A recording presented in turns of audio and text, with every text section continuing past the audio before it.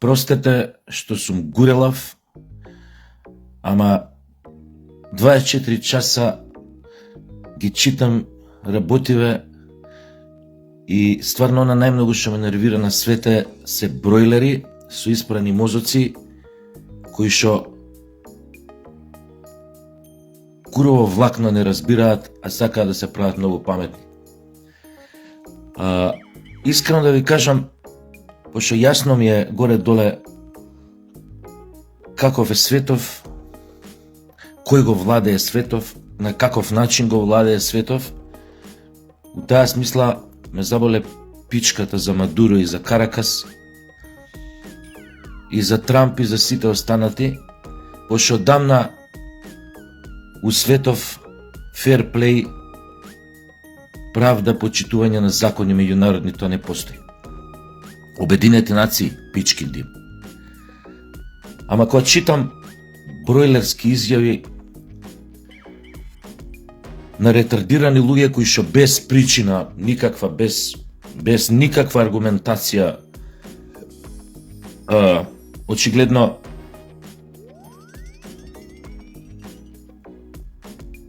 од лична корист или од некои неоправдани симпатии застануваат на страната на Трамп и на Америка, тоа ми иде на нерви. Од таа причина, како што гледате, моите ставови не се идентични на ставовите на нашата влада.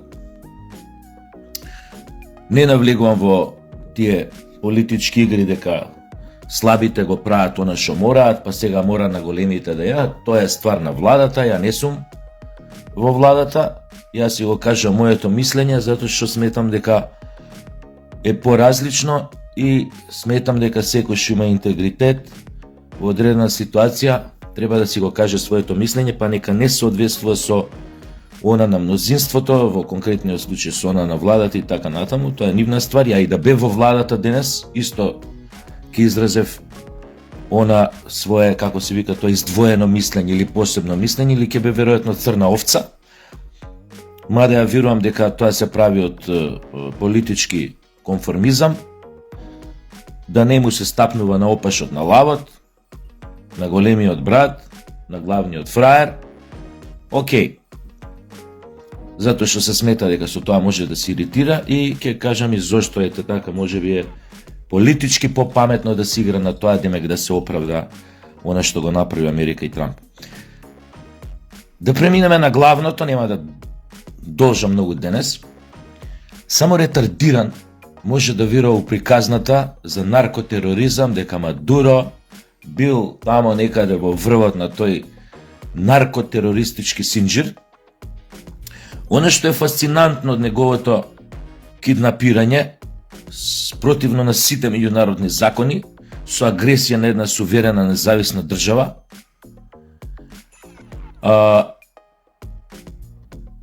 според сликата која што ја видовме, кај што ги има оние као терминатор на очари, едни кај што го апсата, уствари му е за да му се затвори видното поле, да не може да гледа кај е носен, што е носен. На таа слика, она што мене символика ми побуди е тоа дека многу личи на Садам Хусейн. Ако ја видите убаво сликата, неверојатно личи на Садам Хусейн во моментот кога беше киднапиран. Тој е заробен во Ирак и осуден на смрт, а потоа и брзо потезно обесен.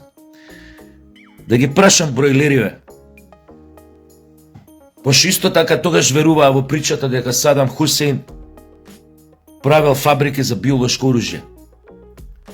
Приказна која што измисли ЦИА, Стейт Департментот, америчката администрација преку својот платеник, врбуван играч наречен со кодно име Snowball или снежна топка, кој што лажно сведочеше дека во Ирак се произведуваат, има фабрики за биолошко оружје во кои што се произведуваат најсмртноносните биолошки отрови и разни овие воени отрови и агенции за уништување на голема сила. Тоа е за уништување на голем број луѓе. Го фатија Садам Хусейн, уништи една суверена независна држава, која што после тоа беше втурната во 100 во граѓанска војна во која што стотина разни племенски заедници војува една со друга, впрочем како што беше приказната во Југославија, како што беше приказната во Либија, кај што еден суверен диктатор кој што создаде суверен диктатор во очите на западниот свет, да кажеме, нека бил диктатор, но водеше и создаде и 30 и кусур години или 40 години водеше една страхотно стабилна, богата држава наречена Либија. Државата со помош од овие големи сили, големи играчи што си дозволуваат да киднапираат председатели на суверени независни држави, успеа да запалат граѓанска војна, а така наречениот диктатор Гадафи да го тепаат како куче на улица и тоа да го снимаат со камери, без да го предадат на толпата да го линчува. Нешто што секој нормален човек што не е бройлер, идиот и ретардиран се згрози од таа работа кога ја гледаше во директен телевизиски пренос. Ке кажам уште еднаш, само треба да си ретардиран, идиот, кој што од лични побуди, конформистички, лукративни или од преголема симпатија, би поверувал у приказната дека Мадуро е умешан во наркотероризам. Таква жаба може само идиот да проголта.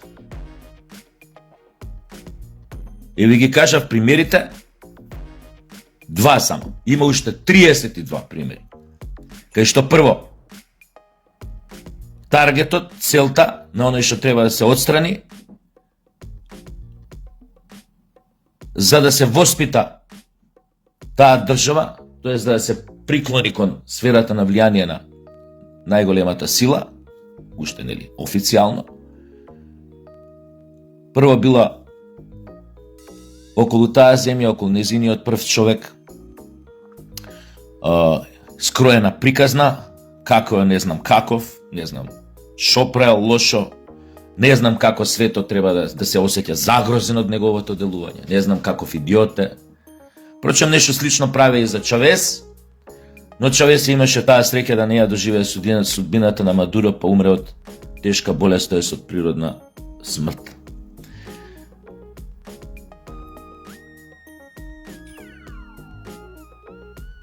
Не можам само да сватам овие големи интелектуалци што се прават, на еден му одговорив, но паметни се прават, у секој пост. Венецуела, како ова не се случило 30 години порано, 30. Што да се случи 30 години порано? Да ти влезе армијата, командоси на најмоćната, една од најмоćните армии би рекол у светот, во главниот град, да изврши агресија, напад на твојата држава и да ти го киднапира председателот? Што е тука издржано? Морално, етички, правно, законски. Што е тоа издржано? Ова е без преседан. Ова што го направи Америка треба да прати, тоест праќа, тоест испрати многу јака порака кон нас, кон светот. Но пораката не е воопшто оптимистичка за еднината на светот.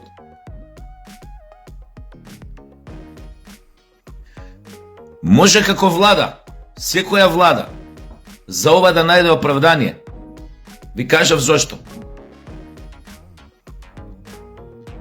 Затоа што повеќето влади што го даваа тоа оправдание, тој ветер во грб на потегот на Трамп, ја разбирам дека го прават од ситуација на слаба сила, не ќе да го иритира овој лавов. Но тука е кваката. На сите верувам, на сите влади што го поддржа ова агресија, овој акт незаконски, кој го крши целиот меѓународен поредок во светот, кој што се помочуе на Обединетите нации, на сите тела кои што треба кои што се борат да го зачуваат мирот во светот. Ја верувам дека интимно во нив, без разлика некој што како влада донел таква одлука да рече и браво за Трамп. Интимно од нив, главните луѓе во тие влади се плашат и треба да се плашат за себе. Оваа порака што прати Трамп е порака на закана кон претседателите, големите играчи во секоја влада во помалите земји. Или ќе правите како што ние ќе ви кажеме, ќе играте по наш кејф, или може да ви се деси судбината на Мадуро.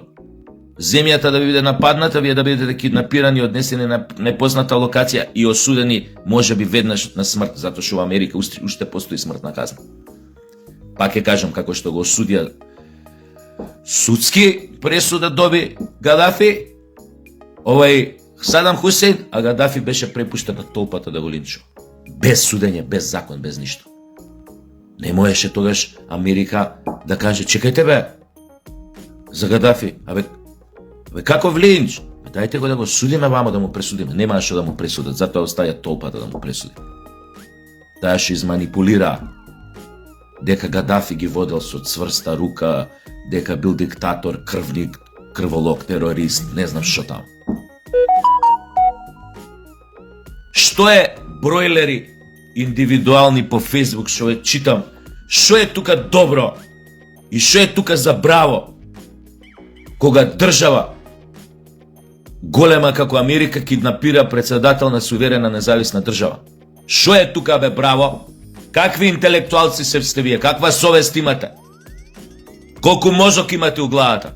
Утре вашиот председател или премиер може да го киднапираат. Оној момент кога ќе сака да заштити националните интереси или својот народ. Не дека не знаевме што се случува, ние многу добро знаевме што се случува. На кој начин се владее со малите држави. Познати се приказните кога на нашите политичари во Вила Билјана 2001 кога Рачиново е обколено дека им се заканувале со главите на нивните семејства од највисоките инстанции на НАТО у тоа време. Највисоките луѓе на НАТО у тоа време. Ето уште еден доказ на каков начин се прават притисоци. И ќе каже некој за она време пред 40 години, за Тито, за тие државници у тоа време. Биле вакви онакви, биле мангупи бе, биле фраери бе, биле храбри бе, не е баеле жива сила бе, знаеле да кажат не, знаеле да се спротистават. Па некој чекал да умрат, па за да им ја растура државата. Пошто претходно тоа ради X причини не било возможно. Пошто ќе се десела голема заебанција, која што никој не сакал да се случи. Тоа ви е наследството, тоа ќе ви е биде наследството од ова киднапирање на венецуелскиот председател, за кој што вие цврсто верувате со вашите бройлерски мозоци џа зрно грашок, цврсто верувате дека е наркотерорист. Човек што е председател на земја што ги има најголемите можеби нафтени резерви во светот. Земја која што има излегувана вода на море. Земја која што се обидуваат да ја растурат во граѓанска војна последниве минимум 25-30 години. Нон-стоп се обидуваат да предизвикаат граѓанска војна немири за да ја растурат државата. Особено сега, кога многу осетно се доближи до една друга суперсила наречена Русија, нормално и Кина. И вие веруете у приказните за наркотероризам? Не ме заебајте. Типов што е председател, лежи, спие на нафта, ќе се занимава со наркотероризам. Тоа само кај идиот може да помине. Кои е Facebook интелектуалци, што паламудат дека многу знаат, дека многу се паметни. Селјачана, кој што се замишља дека е појма неа. Џо е излезена од Кембридж, од Хардвард, од пичке си матарт. Бедно е. Поединци што се продаваат за интелектуалци да ги слушаш, да им ги читаш, да им ги онадиш овие големите мисли у вези Мадуро и наркотероризмот. Да, има тероризам, ама не нарко и не е поврзан со Мадуро. Ова е тероризам поврзан со една друга земја. Кај сега? Кај сте бе сега? Кај сега ЕУ да каже и агресија Америка направи врз Венецуела? Као што беше Путин кога ја нападна Украина. Кај бе сега некој нешто да се побуни, а? Се фуфка. И нормално сега се плашат, сваќаат дека може овој будалава да ги киднапира од дома, од двор, од када да ги извади. Тие фон дер Лајен, ЕУ, тие председателиве, премиериве на ЕУ државиве на... Не мора да се ЕУ, овие што се големиве држави ван ЕУ, но поима немам, Норвешка, Британија, Швајцарија. Со име страв будалава од дома ќе ги киднапира. Со жена му дома, оп, се сексаат, навечер доаѓаат овие фокиве, специјалциве, маринциве, вуп ги фаќаат двајцата со жена му, авиони ги носат голи така, споени уште, негде, на непозната локација. И ги судат. И така у копулација двајцата ги бесат. Аман, асфиксија ова е. Појак оргазам да имаат.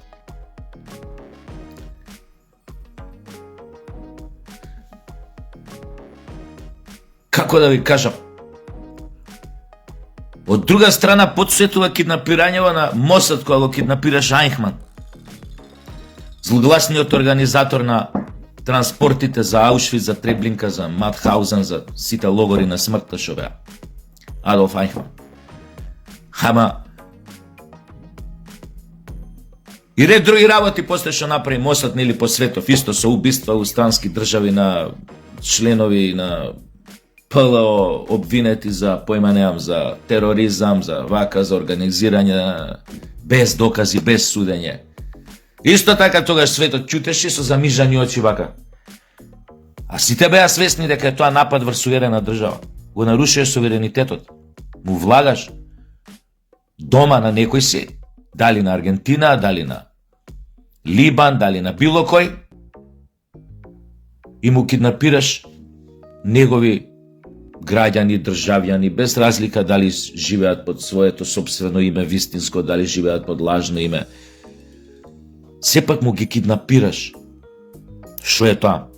Ако не е тероризам, агресија на суверена држава.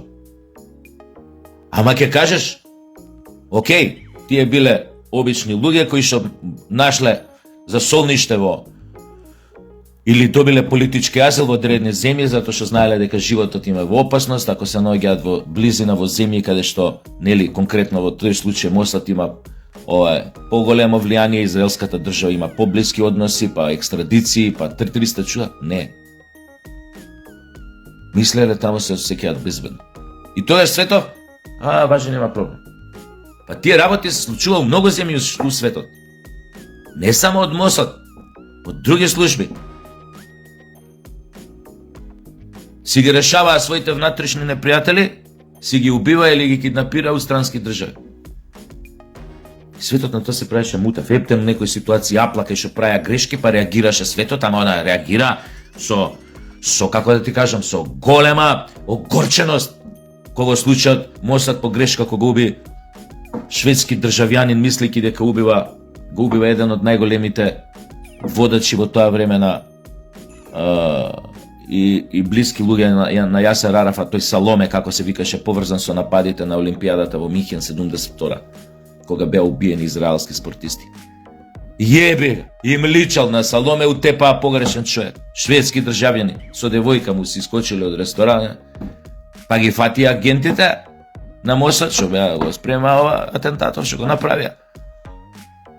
Па тука демеко беа, по шепте напла ги фатија. Убија погрешен човек, погрешка го убија. Леле, па како смеете? И тоа, после тоа малце се забошати. Ама ова е друго. Ова е сепак друго, ова е пострашно. Киднапираш председател на суверена држава и тоа треба да е добро. Тоа некому треба да му прати фина порака на надеж за еднината на човештвото. Путин како ќе реагирал? Путин сега може нема никако да го реагира и него го заболе пичката ко мен. Пошто он си тера се друга работа, ова таман. И Трамп го искористи, Путин нема да јаде говна, другар ми, пошто он тамо врши работа што врши Украина, а ја ова ќе го направам, пошто мене ми е битна Венецуела како држава да сменам влада. Менувањето на влада е целта. Каков наркотероризам спречување, какви глупости, само треба да си стварно малумен да веруваш во таа приказна.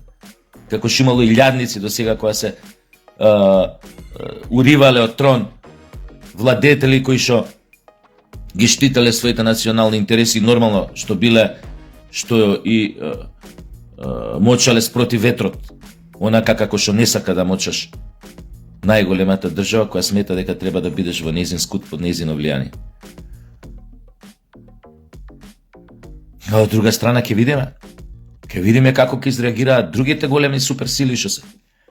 Не е веќе само Америка единствена суперсила, сепак ќе видиме како ќе изреагираат, не се знае.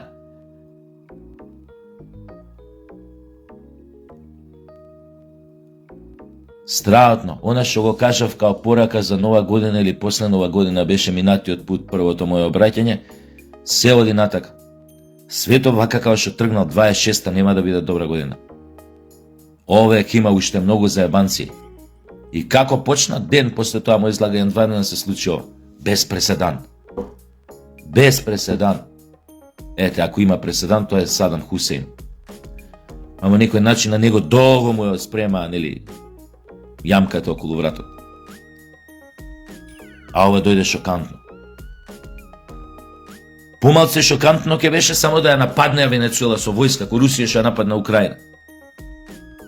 Ама ти да ја нападнеш, за да им го киднапираш председателот со жена од дом, за сега да го однесеш тамо некаде и да го осудиш веројатно на смрт, или може би сега не, дека пред очите на светот, цел свет го следи тоа, ке уште поголем. Сега види се, они огромна пизма навлекоа на себе, омраза, негативност од страна на јавност. Ама доволно ќе биде тоа што ќе биде осудена доживотна робија без право на која помилување, он човекот си е стар и на 20 години да го судат нема да ги издржи. Тоа ви е светот денес. И немаше да се јавам да не ги прочитав тие силни интелектуалци, полуидиоти, кои што мислат дека знаат се, буквално дека знаат се, дека нема што не знаат, а кои што се најобични дилетанти и од носот подалеку не разбираат. Ај се гледаме, сигурно и вие си имате свое мислење, некој го побара да го кажа моето мислење, некој ми пиша на ваква, што ќе кажеш за Мадуро, мислеше дека ја сега, дека ја морам па све да се согласувам со нас, со нашава влада, што не морам, гледате, све да се согласувам. Човек што има интегритет, барем малце, не мора со сите и со секого да биде согласен за многу нешто. И за ова што се случи сега, ви кажам, многу голема цена ќе плати човештвото, цивилизацијата. Ова воопшто не е добро. Ако мислите понатака дека работата е за браво, браво треба.